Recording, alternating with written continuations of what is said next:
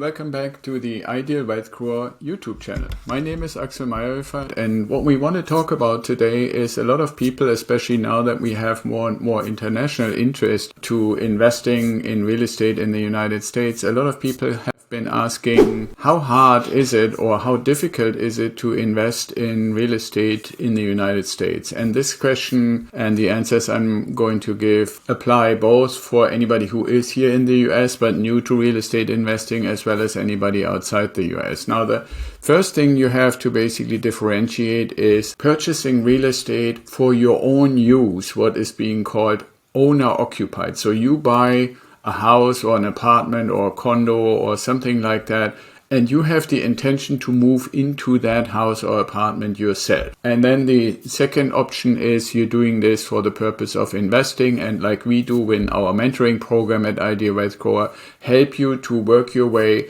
towards owning a portfolio of properties that generate passive income. So you have the choice, and I keep saying reach the time freedom point where you have the choice to decide, do I want to continue to exchange my time for money, kind of what people call a job, or do I want to take advantage of the freedom because of my passive income out of my real estate investments to maybe only work half-time, or maybe don't do that job anymore and do something else that you're really passionate about. So those two options, are you occupying it yourself, or are you actually going to use it and want to make investments in real estate in the United States? So for general terms, which is the same for everybody else, there are the common ways to find and purchase real estate, whether you use and look for real estate to move in yourself or for investments.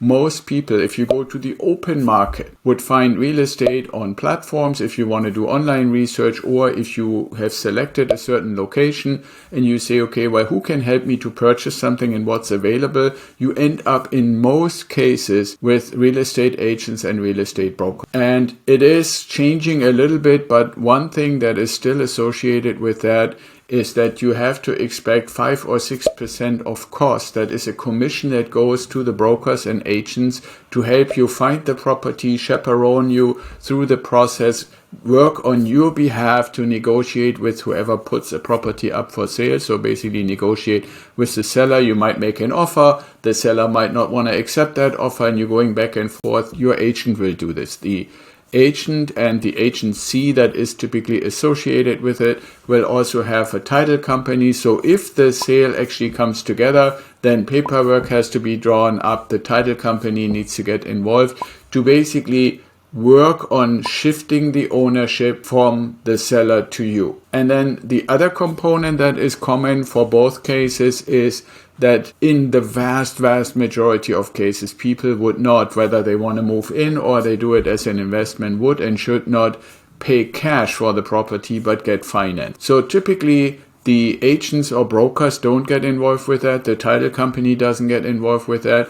But you have to have some lender, some bank, some financing organization that is providing the financing. The first kind of split a little bit between owner-occupied and investment property is that typically you want to and should put more money down for an investment property than if you move in to your own property. So an example would be, we always suggest that in investment properties for people living in the United States, you would try to put 20% down. That keeps you free of any kind of insurance that you need to have for your mortgage or your financing and so forth. And for somebody who is considering investing in the United States from outside the country, you would look at anywhere between 25 and 30% down. But still, that means 75 or 70% would be the money from the bank. So the financing is one thing that complicates the issue, and you would want to know who to work with. This is why we actually set up the mentoring program at Ideal Wealth Grower, because we have these relationships both for a lender who works everywhere or almost everywhere in the United States, or several other lenders by now who can actually help provide funding for people who don't live in the United States. And the fundamental difference on those two is, in one case, for people outside of the United States, the thing that actually decides, do we get the funding or not, is the property itself. And in the other case, with the domestic cases, are we making enough income so we can afford the mortgage that would be put on the property? Now, I said it splits up a little bit between investing and owner-occupied at this point, and that is because depending what your situation is, if you buy a property to move in for yourself, the amount of down payment can be as low as just a few percent, 3%, 5%, 8%, 10%, which for an investment property you wouldn't be able to do. So that's the one thing. Now, if you look at those are more the mechanics, and we are very, very happy to help you. Anybody who says, oh yeah, I would like to do investing, whether you are in the US, you're a citizen or a resident and you want our help, or you're from the outside of the country and you want our help, we are happy to do this. Now, then the next layer is how difficult is it to actually find a property? And that has become more and more difficult in the last few years, mainly because prices, like we have all seen in pretty much all walks of life, prices have kept increasing. And one thing that is not necessarily the same everywhere in the world is that in the United States, we have a really lack of inventory. And why is that? Now, you might remember that we had a massive real estate crisis between 2008 and 2010. Banks had actually given people money to buy houses when they had almost no income. They just basically wanted to make the mortgage and then sold the mortgage to other people and hoped that the people that actually got the mortgage would be able to pay. Now, that whole house of cards collapsed, and as is very common in the United States, this is a difference than from what I can say I know from Europe, where I originally grew up and went to school and stuff. In a lot of places in the world, like Europe, everything is aimed, if you look at a pendulum, to be in balance in the middle. If something moves a little bit out of that center, out of that balance, it is typically caught relatively early, and then the goal is to get back to center or maybe correct a little bit to the other side. So the way the pendulum is moving is like this. In the US, there are a lot of forces and a lot of lobbying, a lot of money involved,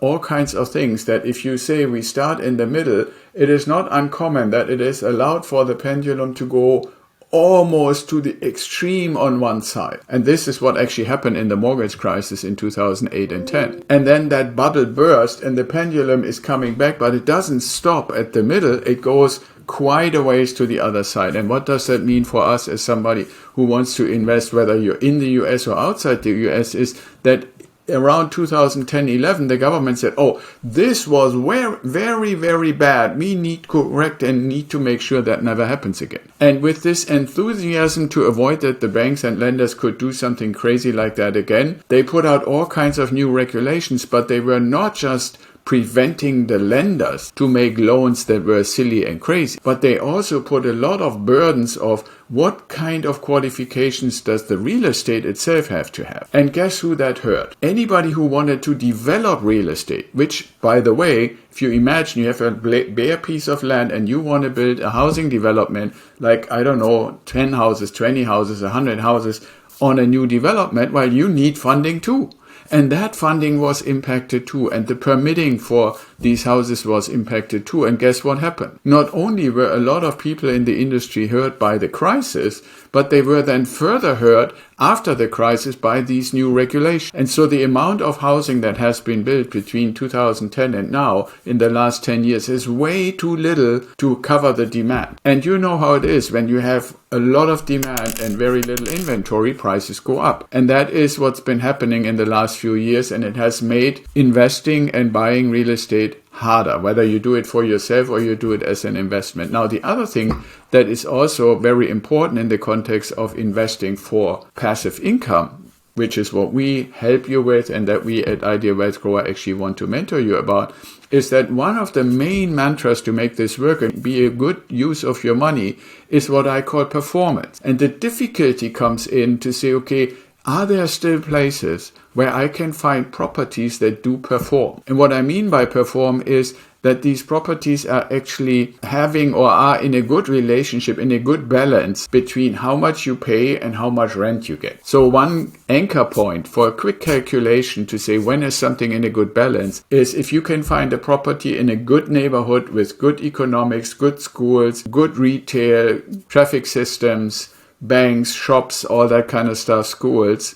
So a nice neighborhood, and the property performs at about the 1% rule, which means you would buy it, let's say, for $150,000 and you can get $1,400 or $1,500 in rent. Now you can imagine, as properties have gotten more and more expensive, to make this ratio continue to work, rents would have had to increase as well. Well, guess what? Why that didn't happen? Because people don't make more money, and people don't want to, in general, use the vast majority of their income just to pay rent. So you now have situations where a house that cost $150,000 now costs $200,000, but you can't get $2,000 or anywhere close to it in rent, which means it doesn't really perform to the standard that we want to see between 0.8 and 1% of the purchase price in monthly rent. And if a property doesn't perform, that also means you have less or sometimes no cash flow. Now, going back to the very beginning, what we want and why do we do these investments is to generate cash flow to reach the time freedom point so we can make the decision,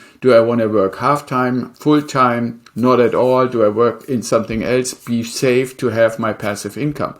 Well, if the purchase price is very high and the rent doesn't keep up, then you have very little to no cash flow and therefore have a harder time and need more and more properties to reach your time freedom point. So that's an additional layer. You have to qualify. You have to adhere to these new rules that came out after 2010 financial crisis. The inventory is low, and even though prices have increased, the rent level hasn't increased. All those things together make it more difficult to find suitable investment properties in the United States. But I also have to say, as a conclusion basically, even though it has gotten more difficult, it is not impossible, and we are investing on a regular basis. The people who take on our mentoring invest on a regular basis, and properties are still being sold. But you need to be way more diligent, and you need to look at way more different variables than you could get away with before. 5 years ago, 6 years ago, there was such a broad available market and so many well-performing properties that it was very easy to find properties, to make the investments, and not very high risk that you could go wrong. Now, with those changes that I just discussed, it has gotten much harder, more difficult, and you need help to avoid the likelihood that you do something that is ultimately not really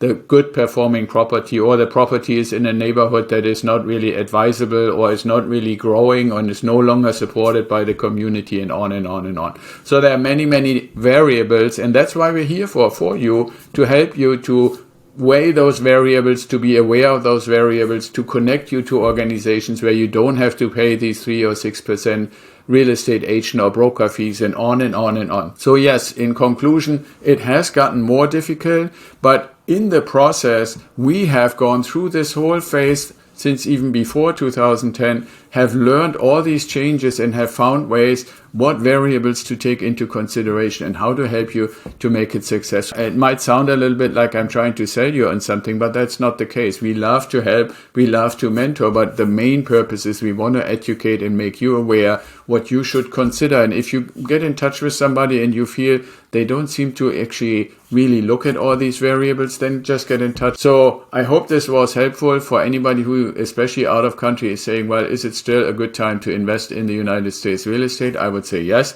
but you need to know what you're doing, or you need to have a partner and mentor who helps you to avoid any mistakes and keep the risk low. So if you're not already a subscriber, I hope you would subscribe to our channel. If you like the video, give it a thumbs up, and the most that you can do for us as a favor is let the people in your network who also might be interested know that we are around, that we have this kind of content. And if anyone likes to get in touch, go to idealwealthgrower.com and set up a conversation with us, and that doesn't cost you anything, and we can see how we might be able to help you. So be well, stay safe, and I see you in the next video.